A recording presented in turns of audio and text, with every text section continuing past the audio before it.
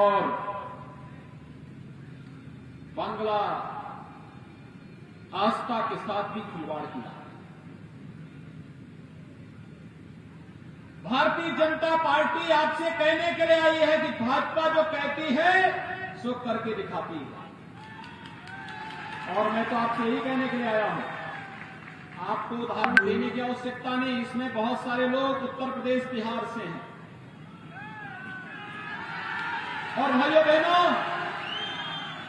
उत्तर प्रदेश के अंदर 4 वर्ष के अंदर आपने उत्तर प्रदेश की तकदीर को बदलते हुए देखा है। 4 वर्ष पहले जो गुंडागर्दी उत्तर प्रदेश में थी, आज वे सभी गुंडे गायब हो गए। आज वे गुंडे या तो जेल के अंदर हैं, या प्रदेश छोड़ के जा चुके हैं, या फिर राम नाम सत्य है कि यात्रा में दूसरे लोग की यात्रा में चले जाएगी। और टीएमसी के गुंडे भी तय कर लें कि उन्हें कहां जाना है। 2 मई को भाजपा की सरकार आएगी और प्रत्येक गुंडे को उसके अपराध के अनुसार सजा भी दिलाएगी। मैं देख रहा था ऊपर से हेलीकॉप्टर से कि जगह जगह भाजपा के कार्यकर्ताओं को और समर्थकों को रोका जा रहा है, और मैं प्रशासन से भी कहूंगा, ये विदाई की बेला है टीएमसी की, और विदाई की बेला में शानदार तरीके से उनको विदाई दीजिए, ईमानदारी से चुनाव को संपन्न करने में अपना योगदान दीजिए। पार्टी बनेंगे, दिक्कतें हो जाएंगी, ये सेहत के लिए अच्छा नहीं होगा। भाजपा आएगी, सेवंत पे कमीशन देगी। वामपंथियों ने, कांग्रेसियों ने और टीएमसी ने तो आपको सेवंत पे कमीशन भी नहीं दिया है। उत्तर प्रदेश में हम अपने हर सरकारी कर्मचारी को सेवंत पे कमीशन दे रहे हैं, बंगाल के अंदर नहीं मिल रहा है। इसलिए अच्छा होगा कि ये जो कुछ स्थानों पर भेदभाव की शिकायतें आ रही हैं, भाजपा के कार्यकर्ताओं के उत्पीड़न की शिकायतें आ रही हैं, और कार्यक्रमों में व्यवधान पैदा करने की शिकायतें आ रही हैं, ये अच्छी स्थिति नहीं है। और इन स्थितियों में आज के दिन पर ईमानदारी पूर्वक चुनाव कराने में योगदान देना पुलिस और प्रशासन का दायित्व बनता, और अपने इस दायित्व का निर्वहन ईमानदारी के साथ करिए।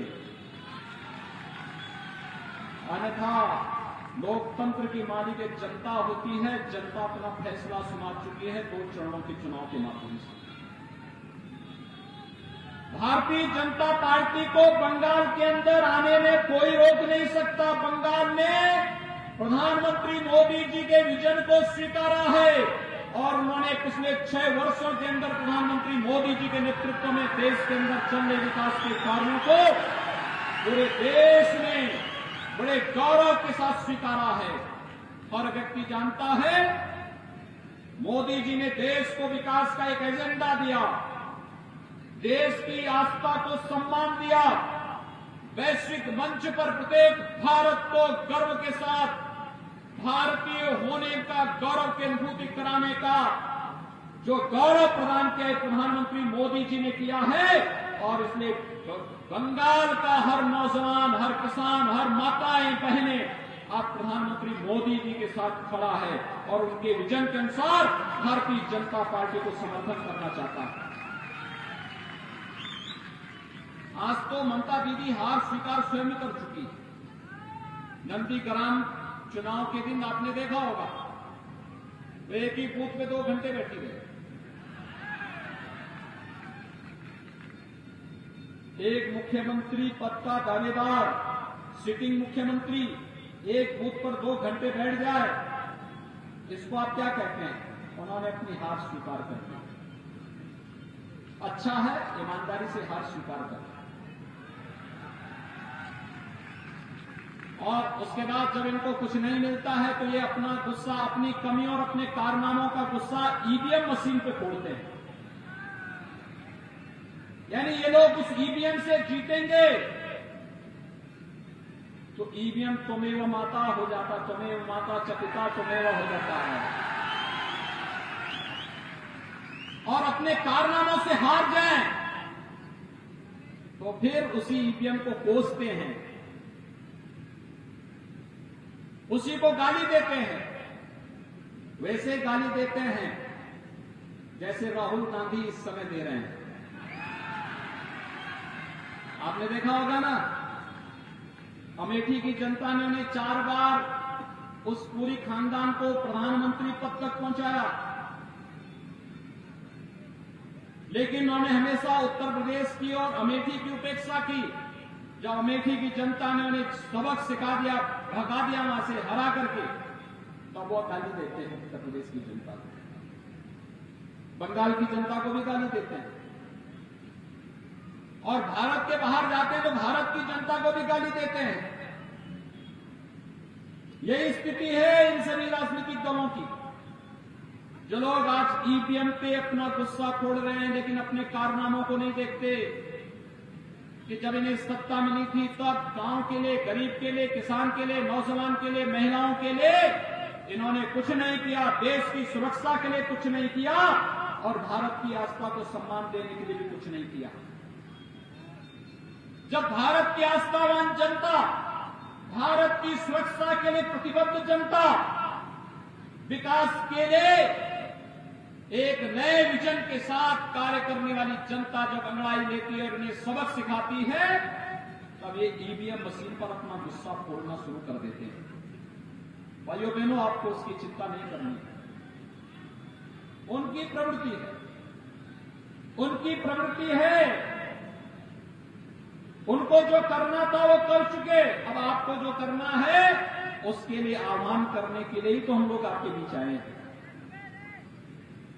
मुश्किल से 28 दिन बचे हैं। इन 28 दिनों के अंदर प्रधानमंत्री मोदी जी के विजन के अनुरूप सोनार बांग्ला की सपने को साकार करने का उदय बंगाल की धरती पर होने जा रहा है। मात्र 4 वर्ष के अंदर उत्तर प्रदेश में 40 लाख गरीबों को एक एक आवास दिया है। 6 करोड़ गरीबों को 5 लाख रुपए की स्वास्थ्य बीमा का कवर दिया है। 2 करोड़ 42 लाख किसानों को प्रधानमंत्री किसान सम्मान निधि का लाभ दिया गया है। 6,000 रुपए सालाना हर किसान को उपलब्ध हो रहा है। 87 लाख वृद्धजनों को, विधवा महिलाओं को, दिव्यांगजनों को पेंशन की सुविधा का लाभ मिल रहा है। और भाइयों बहनों, उत्तर प्रदेश के अंदर 2 करोड़ 61 लाख गरीबों को एक शौचालय, 1 करोड़ 57 लाख गरीबों को, गरीब परिवारों को रसोई गैस के मुफ्त में कनेक्शन उपलब्ध करवाए गए हैं। आज वहां पर हाईवे, रेलवे, एयरपोर्ट का निर्माण हो रहा है, एम्स बन रहे हैं, आईआईटी बन रही है, आईआईएम बन रहे हैं, मेडिकल कॉलेजेस की श्रृंखला बन रही है। लेकिन बंगाल के अंदर दीदी कहती है कि यहां पर मेडिकल कॉलेज नहीं चाहिए,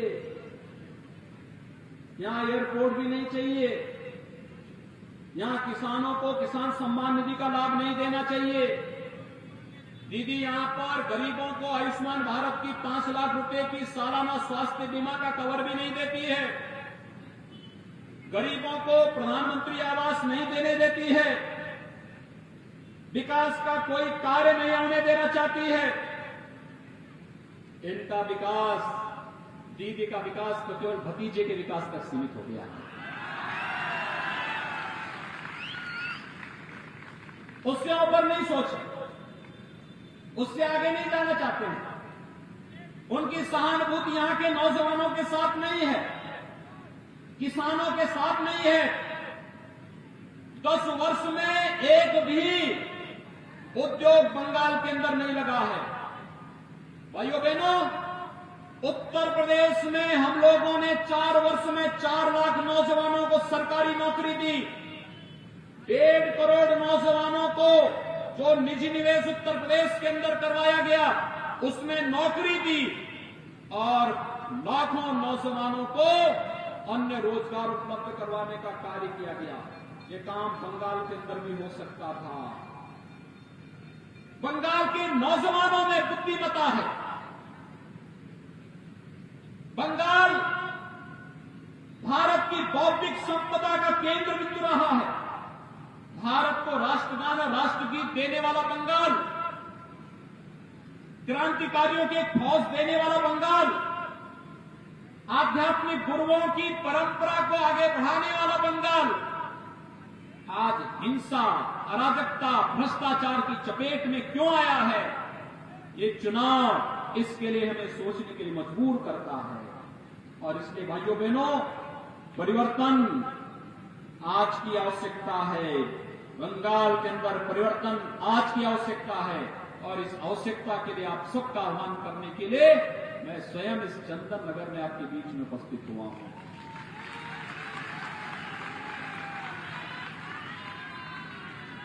भाजपा जो कहती है सो करके दिखाती है।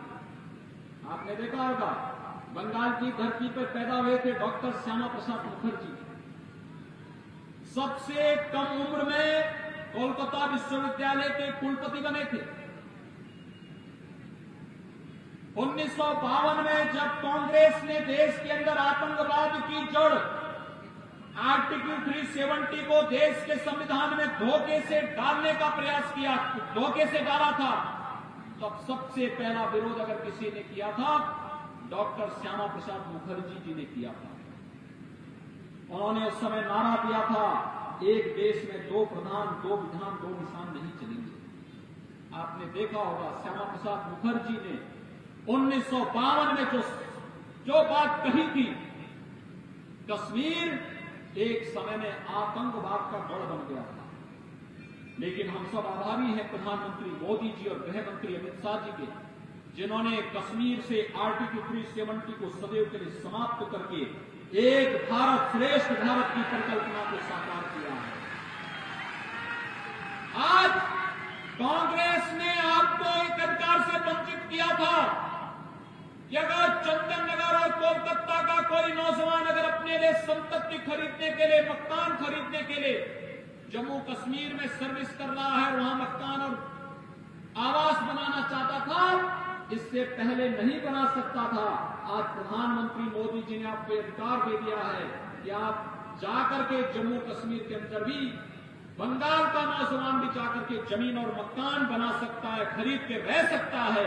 दुनिया की कोई ताकत आपको रोक नहीं सकती। आप जम्मू कश्मीर में आतंकवाद और अराजकता नहीं, आज विकास तेजी के साथ वहां दौड़ रहा है।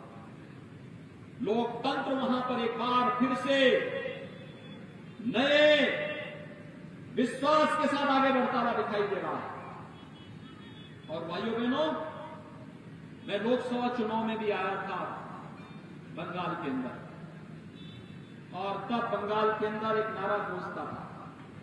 नौजवान तब कहते थे मुझसे, योगी जी क्या हुआ, रामलला हम आएंगे, मंदिर वहीं बनाएंगे, इस नारे का क्या हुआ? सब लोग ये बहुत पूछते थे।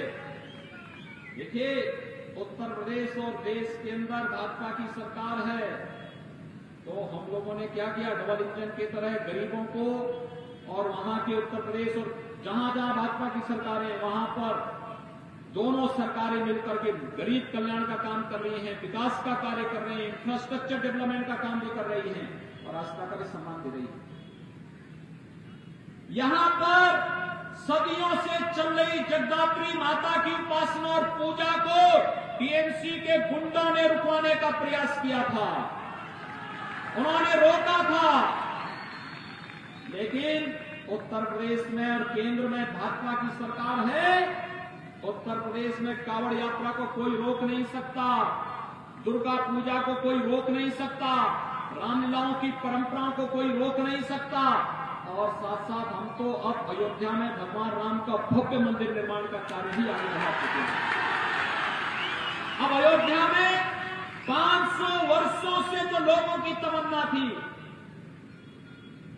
कि अयोध्या में हमारे प्रभु भगवान राम का भव्य मंदिर बनना चाहिए, देश के अंदर कहीं में जाता था माताएं ज्यादा मुझे बोलती पूछती थी कि कब बनेगा भगवान राम का मंदिर, कब बनेगा। कोलकाता के तो कोठारी बंधुओं ने राम मंदिर के लिए अपनी शहादत दी थी। कोलकाता की एक माता ने तो आजीवन अपने पूरी कमाई का पूरा पैसा राम मंदिर के लिए समर्पित कर दिया। कहा कि मेरे जीवन का एक ही कामना थी, अयोध्या में भगवान राम का मंदिर बने। और जब राम मंदिर की घोषणा हुई, प्रधानमंत्री मोदी जी ने अयोध्या में आकर के स्वयं राम मंदिर की शिला को रख करके इस कार्य का शुभारंभ किया। उस माता ने अपने जीवन भर की कमाई राम मंदिर निर्माण के लिए समर्पित कर दी। मैं आभारी हूं बंगाल के सभी नागरिकों का जिन्होंने राम मंदिर निर्माण में अपना योगदान दिया है।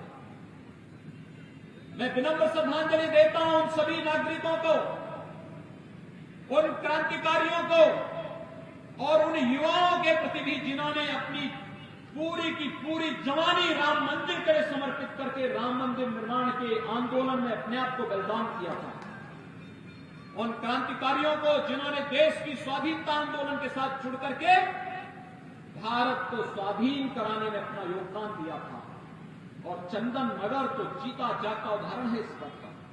इसलिए भाइयों बहनों, मेरी आप सबसे विनती है, भारतीय जनता पार्टी ने श्री दीपांजन गुहा को अपने प्रत्याशी के रूप में चंदन नगर विधानसभा क्षेत्र से उतारा है। कितना भारी समुदाय यहां पर एकत्र है। अगर आप में से हर व्यक्ति संकल्प ले लेगा कि हम अपने अपने बूथ की रक्षा करेंगे और अपने बूथ से भाजपा को जिताएंगे, कोई ताकत फिर आपका मुकाबला नहीं कर पाएगी। भाजपा जीतेगी, अवश्य जीतेगी। और भाजपा को जीत के इस विश्वास के साथ मैं आप सबसे अपील करूंगा कि भारतीय जनता पार्टी को कमल चुनाव चिन्ह पर श्री दीपांजन गुहा को चंदन नगर से भारी बहुमत से विजयी बनाएंगे। आप बनाएंगे? दोनों हाथ खड़ा करके मेरे साथ बोलेंगे, दोनों हाथ खड़ा करके बोलेंगे।